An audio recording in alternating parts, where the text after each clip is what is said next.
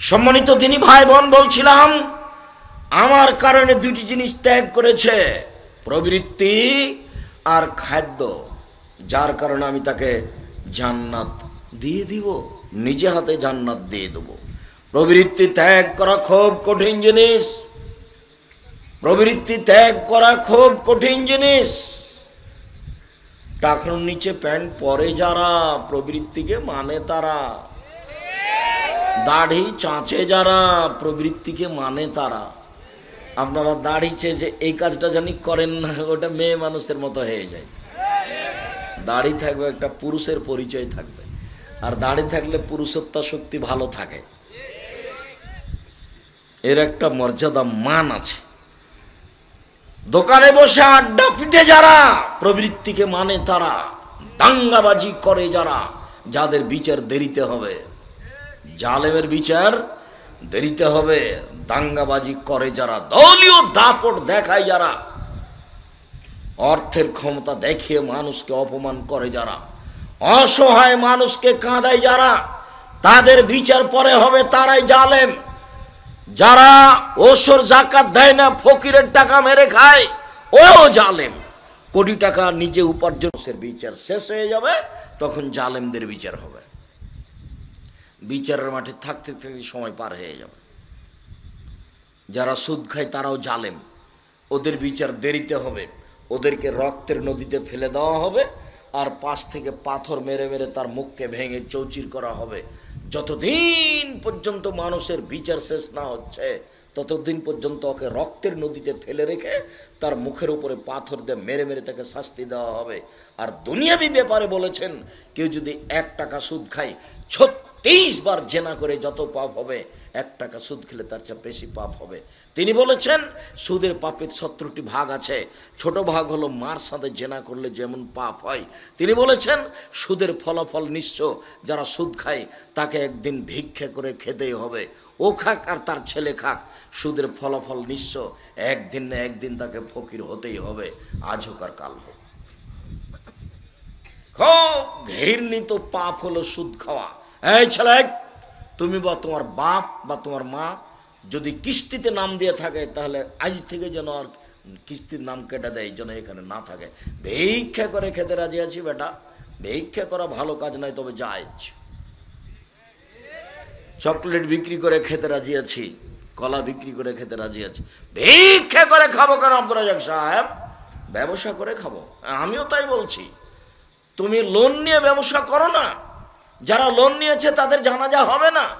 ব্যাংকে চাকরি করে, সরকার টাকা দিয়েছে, 5 তলা বাড়ি বানিয়েছে, সাজগোজ করা বউ উঠে আর নামে 5 তলা বাড়িতে, কেউ বোঝে না যে স্বামীর আর জানাজা হবে না, জানাজাই হবে না, জাহান্নাম জান্নাত পরে। রাসূল সাল্লাল্লাহু আলাইহি ওয়াসাল্লাম দিন রাত একটা কথা বলতেন, আল্লাহ তুমি আমাকে ঋণ কর্জ থেকে বাঁচাও, আল্লাহ তুমি আমাকে ঋণ কর্জ থেকে বাঁচাও, আল্লাহ তুমি আমাকে ঋণ কর্জ থেকে বাঁচাও। ঋণ কর্জ কি জিনিস? মানে জানাজাই হবে না। চকলেট দিয়ে যদি ব্যবসা করা যায়, তাহলে কি লোন নিতে হবে? কলা দিয়ে তো আমি 3 বছর চকলেট দিয়ে ব্যবসা করব, তারপরে 3 বছর পরে কলা দিয়ে ব্যবসা করব 3 বছর, তারপরে তখন 3 বছর কাপড়ের ব্যবসা করব, তারপরে তখন আমি 3 বছর পরে দামি দামি মেশিন নিয়ে আসবো, তারপর আমি ইনপুটে একবারে পৃথিবীর বিভিন্ন বড় বড় দেশ থেকে কোটি কোটি টাকার ব্যবসা করব। তখন আমার টাকা বেশি হতে সময় লাগবে 25 থেকে 30 থেকে 35 40 বছর। একদিনই ও কলিকাতায় হিরোইন কিনে ঢাকায় বিক্রি করতে চায়, তো এটা ব্যবসা নয়, এটা ভুল হিসাব। তাই তাকে লোন নিতে হয়েছে, এটা জাহান্নামে যাওয়ার পথ। লোন নেই যারা, মনের মতো চলে তারা জাহান্নামে যাবে, তারা মন মতো চলে যারা জাহান্নামে যাবে, তারা সালাত আদায় করে না যারা, মন মতো চলে তারা, মন মতো চলে যারা জাহান্নামে যাবে তারা। আজ থেকে নিয়ে কোনো দিন ক্ষমতা দেখে 1 মিনিট বাঁচবেন না। দাম্ভিক, স্বৈরাচারী, স্বেচ্ছাচারী, বদমেজাজি জালেম, তার বিচার পরে হবে। ক্ষমতা দেখে মানুষকে অপমান করে 1 মিনিট বাঁচবেন না, একেবারেই নরম হয়ে মাটির মতো হয়ে থাকেন। আরে আপনারা তো ক্ষমতা কেন, আপনার বাপকে সৃষ্টি করা হয়েছে মাটি দিয়ে, আর আপনাকে সৃষ্টি করা হয়েছে শুক্রকীট বীর্য দিয়ে, যাতে কাপড়ে লেগে গেলে কাপড় অপবিত্র হয়, তাতে গন্ধ আছে। এই দিয়ে তোমাকে আর আমাকে সৃষ্টি করা হয়েছে। আমার এত অহংকার কেন? আল্লাহ তাআলা কোরআন মাজিদে হাজারো জায়গাতে বলছেন যে তোমাকে তো আমি শুক্রকীট বীর্য দিয়ে সৃষ্টি করেছি, তোমার আবার কি দাম? তুমি আবার দাম্ভিক হও কি করে? আরে তোমার বাপকে আমি মাটি দিয়ে সৃষ্টি করেছি। আমার বাপকে মাটি দিয়ে সৃষ্টি করা হয়েছে মানে কাকে? আদম আলাইহিস সালামকে। তোমার বাপকে আমি মাটি দিয়ে সৃষ্টি করেছি, আর তোমাকে আমি শুক্রকীট বীর্য দিয়ে, যাতে গন্ধ আছে, যেটা কাপড়ে লেগে গেলে কাপড় অপবিত্র হয়ে যায়, ধোয়া লাগে তাকে, তো সেটা দিয়ে তোমাকে সৃষ্টি করেছি। তুমি আমার দাম্ভিক হও কি করে? তুমি দাম্ভিক হয় না। ফেরাউন ডুবে গেছে, ফেরাউন ডুবে গেছে, তোমার নৌকা ডুবে গেছে সাগরে, তোমার এই নৌকাও ডুবে না। যতদিন পর্যন্ত রিক্সাওয়ালার হাত ধরে ক্ষমা না নিয়েছ, তোমার নৌকা নাটোরের পাশের ছোট নদীতে ডুবেনি, তোমার নৌকা ডুবে গেছে সাগরে। তুমি এই নৌকা উঠানোর মতো তোমার কাছে পথ নেই।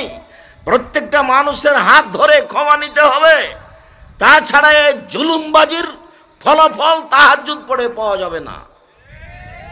জুলুমবাজি করে 1 মিনিট বাঁচার চেষ্টা করিয়েন না। মাটির মানুষ আছি, যা আছে তা আছে, কি আর হবে। হঠাৎ দেখছিলাম বয়স আমার 40, এখন দেখি 60, কয়দিন পরে দেখি 70, 80, তার মানে সময় হয়ে গেছে।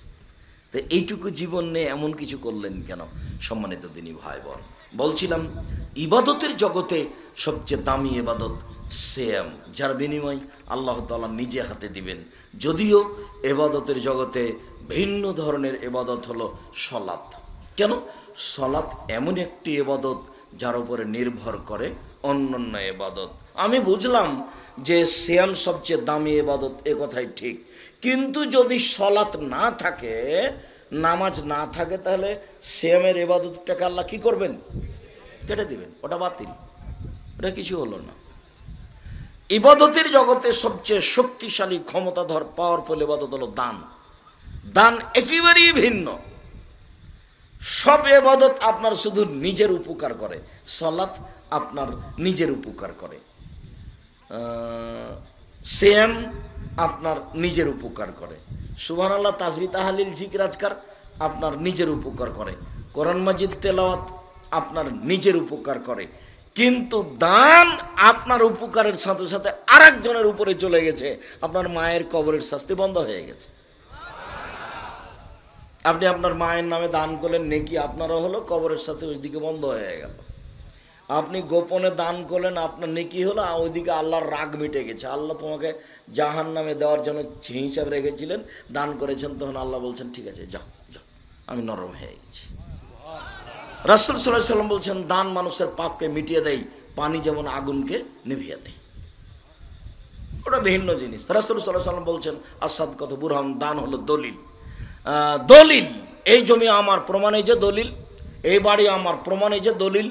এই চেরের মাঠে বলবো আমি জান্নাত পাবো, আল্লাহ যদি আমাকে বলেন কেন, তা আমি বলবো আমার কাছে দলিল আছে, জান্নাতের যে আমি মালিক তার দলিল আছে আমার কাছে, এই যে দান। আমি এ কথা বলিনি, এ কথা মুহাম্মদ সাল্লাল্লাহু আলাইহি সাল্লাম বলেছেন। অতএব ইবাদতের জগতে সবচেয়ে শক্তিশালী, পাওয়ারফুল, ক্ষমতাধর ইবাদত হলো দান। এরপরে যদি সালাত না থাকে, তাহলে দানের মতো ইবাদতটা কি করবেন? কেটে দিবেন।